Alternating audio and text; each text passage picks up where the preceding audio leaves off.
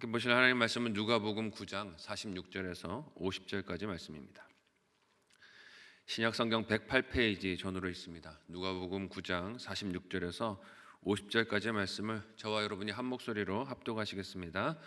제자 중에서 누가 크냐 하는 변론이 일어나니 예수께서 그 마음에 변론하는 것을 아시고 어린아이 하나를 데려다가 자기 곁에 세우시고 그들에게 이르시되 누구든지 내 이름으로 이런 어린아이를 영접하면 곧 나를 영접하며 또 누구든지 나를 영접하면 곧 나를 보내신 이를 영접함이라. 너희 모든 사람 중에 가장 작은 그가 큰 자니라. 요한이 여짜오되 주여 어떤 사람이 주의 이름으로 귀신을 내쫓는 것을 우리가 보고 우리가 함께 따르지 아니하므로 금하였나이다. 예수께서 이르시되 금하지 말라. 너희를 반대하지 않는 자는 너희를 위하는 자니라 하시니라. 아멘. 함께 읽은 본문의 말씀을 가지고 제자됨의 본질 이런 제목으로 말씀 나누고 기도하도록 하겠습니다. 누가복음 9장 이후로 예수님께서 제자들에게 가실 그 십자가의 길을 차츰 드러내서 말씀하고 계시는 중에 있습니다. 예수님에 대해 사람들이 어떻게 생각하는지를 물으셨던 예수님은 제자들의 생각을 물으셨어요. 너희는 나를 누구라 하느냐? 근데 이 질문에 베드로가 주님은 그리스도십니다. 하나님 보내신 그리스도십니다를 고백했을 때 당하실 죽음과 부활을 처음으로 제자들에게 알려주셨습니다. 누가복음 9장 22절의 말씀을 우리 같이 한 목소리로 읽어보도록 하겠습니다. 같이 읽습니다. 시작. 이르시되 인자가 많은 고난을 받고 장로들과 대제사장들과 서기관들에게 버림받아 죽임을 당하고 제3일에 살아나야 하리라 하시고. 아멘. 이 말씀은 세상의 왕처럼 되실 메시아, 로마의 군대를 다 몰아내고 군사력을 일으키실 메시아, 과거 다윗 왕 시대의 영토와 국력을 되찾게 해줄 메시아를 기대했던 제자들에게는 충격적인 말씀이었을 것입니다. 아니 죽기는 왜 죽으십니까? 올라가서 왕좌에 올라가셔야지 왜 죽는다고 하십니까? 기가 막힌 마음이 들었을 것이에요. 그렇지만 베드로, 요한, 야고보와 함께 올라가신 산에서 모세, 엘리야와 대화를 하며 용모가 놀랍게 변화되는 모습을 예수님이 보여주시고 그 죽음이 끝이 아니라 부활의 영광이 있는 것을 미리 보게 하십니다. 그리고 산에서 내려오신 후에 귀신에 사로잡힌 한 아이를 고쳐주시는 권능을 그렇게 보여주셨어요. 이것을 본 제자들은 여전히 자신들의 욕심과 기대를 저버리지 못하고 있습니다. 죽음을 말씀하셨지만 그래도 내가 생각하는 그 모습이 아닐까를 기대하고 있는 것이죠. 어제 본문에서 예수님은 분명히 아이를 고치신 이후에 인자가 장차 사람들의 손에 넘겨질 것이다 또 반복해서 말씀을 하셨습니다. 그렇지만 그들은 그 말씀의 뜻을 묻기도 두려워했다라고 어제 본문이 기록하고 있었어요. 그러니 오늘 본문에서 그 무지함이 어떤 현상으로 제자들 사이에서 드러납니까? 함께 오늘 본문 46절을 한 목소리로 읽어보도록 하겠습니다. 같이 읽습니다. 시작. 제자 중에서 누가 크냐 하는 변론이 일어나니. 아멘. 귀신에 붙들렸던 아이를 고치신 예수님께서 가셔야 하는 그 길이 사람들의 손에 넘겨지는 길이다 말씀하셨지만 제자들은 그 말씀을 들은 이후에 누가 큰지를 서로 변론하면서 다툽니다. 여기서 변론했다는 것은 각 제자들이 서로 옳고 그름의 논리를 따져 물었다는 것이요. 그러니까 누가 큰지를 서로 이야기하면서 누구 지분이 더 큰가 하는 것을 비교하고 다퉜다는 의미입니다. 그 주제가 무엇이에요? 누가 큰가입니다. 그런데 이 다툼이 우리에게 그리 낯설지 않은 이유는 무엇일까요?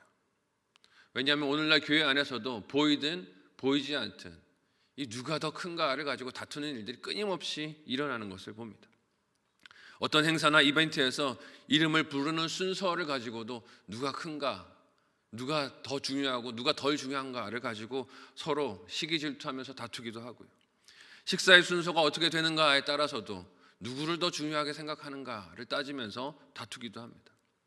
영향력이 큰 사람과 누가 더 가깝고 친분이 있는가, 누가 그런 관계에 있는가를 가지고 다투기도 하죠. 교회에서 많은 사람들의 주목을 받는 사역이나 이벤트를 마쳤을 때 누가 그 일의 기여도가 높았는지를 따지면서 말로는 하나님의 은혜를 외치지만 사람의 수고나 노력을 지나치게 드러내고 칭찬하는 경우도 적지 않은 것을 봅니다. 왜 그렇습니까? 하나님의 나라의 가치를 제대로 알지 못하기 때문이죠. 누가복음에서 이제까지 예수님이 보이신 하나님의 나라가 누구에게 영접되었습니까? 힘을 많이 가진 사람들이 아니었어요. 죄인이라 손가락질 받았던 사람들이었습니다. 세리와 같은 사람들, 부정한 질병을 가지고 있다라고 사람들에게 소외되었던 사람들, 귀신에게 사로잡혀서 혐오 대상이 되었던 사람들, 여인과 이방인 같은 사람들이 하나님의 나라를 오히려 영접하고 사모하고 그리워했습니다. 그러나 제자들은 그토록 주님과 함께 걸어서 이 길을 함께 걸어왔음에도 불구하고 그런 반전이 있는 하나님의 나라의 모습을 제대로 보지 못하고 있습니다. 주님께서 지속해서 보도록 양육하셨지만 거기서 제자들은 자기들 보고 싶은 것만 보는 것이에요. 이정만 보면서 큰 자리, 높은 자리에 올라가는 것만 기대하고 바라보고 있는 것이죠. 보여주시는 것은 보지 않고 보고 싶은 것만 보면서 착각 속에 있는 것입니다. 그러니 십자가의 길을 말씀하셔도 누가 예수님 곁에서 더 큰 존재인지를 서로 다투고 변론하는 중에 있습니다. 세상에서 자랑하고 내세우고 싶은 것들을 그대로 다 가진 채로 하나님의 나라를 바라보고 있는 것입니다. 그걸 내려놓고 하나님의 나라를 보는 것이 아니라 그것을 다 가진 채로 하나님의 나라를 멋대로 상상하는 것입니다. 이렇게 눈이 가려진 제자들을 예수님께서 오늘 본문에 어떻게 양육을 하십니까? 함께 47절에서 48절까지의 말씀을 한 목소리로 읽어보도록 하겠습니다. 같이 읽습니다. 시작. 예수께서 그 마음에 변론하는 것을 아시고 어린아이 하나를 데려다가 자기 곁에 세우시고 그들에게 이르시되 누구든지 내 이름으로 이런 어린아이를 영접하면 곧 나를 영접하며 또 누구든지 나를 영접하면 곧 나를 보내신 이를 영접함이라. 너희 모든 사람 중에 가장 작은 그가 큰 자니라. 아멘. 예수님께서 제자들의 마음에 일어나고 있는 다툼과 변론을 아셨다고 하세요.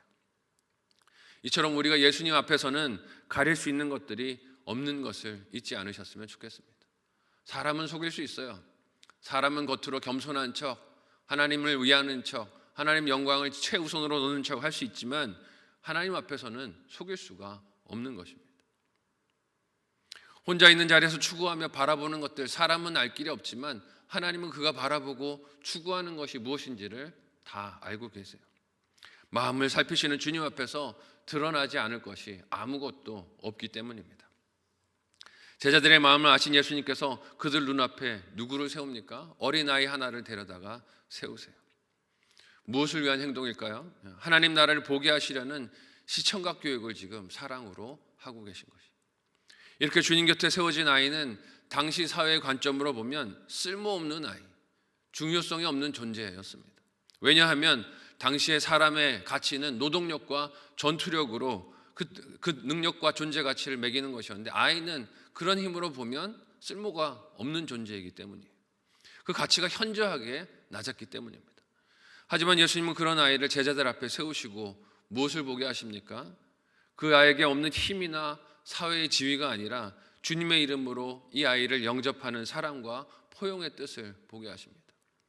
이를 그처럼 존중받지 못하는 아이를 예수님의 이름으로 영접하는 것이 곧 예수님을 영접하는 것과 다를 것이 하나도 없다라고 말씀하세요. 왜냐하면 예수님께서도 그렇게 병들고 귀신에 사로잡히며 세상에서 변두리로 쫓겨난 여인들, 아이들, 죄인들, 이방인들, 병자들, 그들을 거절하지 않으시고 받아주셨기 때문입니다. 그렇게 하신 이유가 무엇입니까? 그들이 오히려 다가오신 하나님의 나라를 가난한 마음으로 받아들이고 믿음으로써 따랐고 가진 것들을 아낌없이 내려놓고 하나님의 나라를 영접하고 모셔서 삶의 방향을 바꾸었기 때문입니다. 부자들은 그렇게 하지 않았어요. 내 살던 대로 살련다. 이 땅이 천국인데 하나님 나라가 무슨 소용이냐 여기면서 살았기 때문이죠.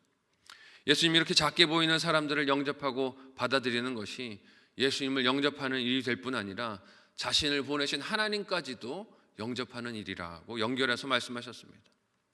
하지만 이 말은 그렇다고 사회적인 신분이 높거나 가진 것이 많은 사람들을 차별하고 미워해도 된다는 뜻은 아닙니다. 오해해서는 안 돼요. 그렇지만 세상에서 사실 이런 힘 있는 사람들은 미움받기보다 어떤 대상들입니까? 특별 대우를 받잖아요. 세상에서 가진 것이 많은 사람들은 사람들에게 영접을 받고 환영을 받고 주목을 받고 인정을 받습니다. 높임을 받아요. 그들을 통해서 얻을 수 있는 힘과 이익들이 기대되기 때문에 세상은 그들을 환영하고 반기고 즐거워하죠. 하지만 하나님의 나라는 사람의 그런 가치를 계산하는 것이 아니라 하나님께서 창조하신 존재로서의 소중함을 보는 것이에요. 그런데 이런 말씀을 하실 때 요한이, 예수님의 제자들 중에 있는 요한이 어떤 말을 합니까? 함께 오늘 보면 49절을 한 목소리로 읽어보도록 하겠습니다. 같이 읽습니다. 시작. 요한이 여짜오되 주여 어떤 사람이 주의 이름으로 귀신을 내쫓는 것을 우리가 보고 우리와 함께 따르지 아니하므로 금하였나이다. 아멘. 주님의 이름으로 작은 자를 영접하는 것이 하나님의 나라를 제대로 보고 알고 따르는 모습임을 말씀하셨는데, 그 말씀이 끝나자 요한이 입을 열어서 무슨 얘기를 합니까? 귀신을 주님의 이름으로 쫓는데 우리와 함께 하지 않으니 내가 금했습니다 라고 말하고 있어요. 비록 글로 우리가 그의 말을 보는 것이지만 그 어투에 묻어나는 감정이 무엇입니까? 자신이 크고 옳고 대단하다 하는 자부심과 교만이 있는 것을 봅니다. 요한의 마음에 이런 감정과 태도가 있게 된 배경이 무엇일까요? 지난 월요일 본문인 9장 28절에서 요한은 예수님께서 산에 따로 데리고 올라간 3명의 제자 중에 한 사람이었습니다. 예수님의 모습이 변한 것을, 광채가 나는 것을 그가 경험을 했어요. 신비한 경험을 했죠. 12제자 중에 3사람이 올라갔는데 그 중에 한 사람이 요한이었습니다. 그러니 그 마음이 어떻겠습니까? 나는 특별해, 나는 좀 달라, 나는 이렇게 생각해도 괜찮아 하는 특권의식이 있지 않았을까요? 그런 태도와 생각이 다른 사람의 사역을 보고 그 많은 명령으로 드러나는 것을 봅니다. 여전히 요한은 예수님께서 말씀하신 하나님 나라의 뜻을, 말씀의 뜻을 알아듣지 못하고 있는 것이죠. 이를 보시는 예수님의 마음이 얼마나 답답하고 안타까우셨을까요? 이런 요한에게 예수님이 이렇게 대답을 하십니다. 함께 오늘 보면 50절을 한 목소리로 읽어보도록 하겠습니다. 같이 읽습니다. 시작. 예수께서 이르시되 금하지 말라, 너희를 반대하지 않는 자는 너희를 위하는 자니라 하시니라. 아멘. 여러분, 요한이 예수님에게 이 질문을 왜 했을까요? 잘했어 라는 대답을 듣고 싶지 않았을까요? 그래, 너는 역시 내 제자야. 감히 내 이름으로 귀신을 쫓아? 우리 그룹 있지도 않은데 잘한 일이야 라는 대답을 기대했을 것입니다. 그렇지만 들은 대답이 무엇입니까? 그렇게 하지 말아라, 네가 한 일이 옳지 않다라고 하십니다. 요한은 변화산에서 본 예수님의 외적인 모습만 생각하지 예수님께서 하신 말씀들은 기억하고 생각하지 못했어요. 그러니 세상 나라의 왕들처럼 내 그룹에 속하지 않는 사람들을 굴복시키고 내 영향력 안에 두는 것을 하나님의 나라와 혼동하고 있습니다. 그렇지만 예수님은 무슨 말씀을 하십니까? 복음을 전하는 제자들의 일을 반대하지 않는 자는 그들의 적이나 배척할 대상이 아니라 협력자이며 동역자다라고 이야기하세요. 하나님 나라를 바라보라는 것이죠. 내 그룹, 내 교회, 내가 가지고 있는, 내가 속해 있는 소속을 생각하는 것이 아니라 하나님의 나라를 생각해야 한다는 것입니다. 오늘날의 교회와 성도들이 새겨들어야 할 말씀이 아닐까 돌아보게 됩니다. 오늘날 한국교회 모습이 어떻습니까? 내 교회만 생각합니다. 내 교단만 옳아요. 내 신앙만 옳고 내 신앙의 경험만 바르다라고 생각합니다. 하나님의 나라를 세상 나라처럼 여기며 착각하고 있는 일들이 우리 교회 안에서도 많이 일어나는 것을 보고 경계를 삼아야 합니다. 하나님의 나라를 세상 나라처럼 여기는 착각을 버리고 말씀대로 하나님의 나라를 믿고 말씀대로 하나님의 나라를 보고 형제와 이웃을 사랑하며 주변에 있는 교회들을 또 위하여 기도할 수 있는 저와 여러분 모두가 되시기를 예수님의 이름으로 소원하고 축복합니다. 아멘.